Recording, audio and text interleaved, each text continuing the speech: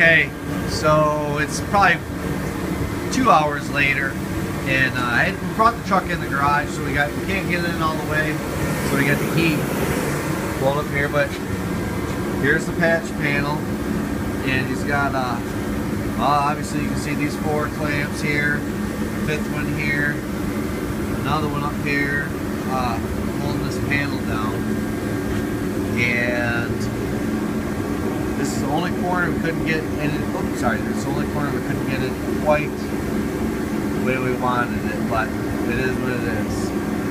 And since it's got 4-hour dry time, but we're gonna only give it about an hour and a half, 2 hours max. We're taking those clamps off. We're gonna coat it with some stuff, Force 15, and then we're gonna put this hood back on. Cause it's like a little after 4 right now. It's like 4:15, 4:20, something like that.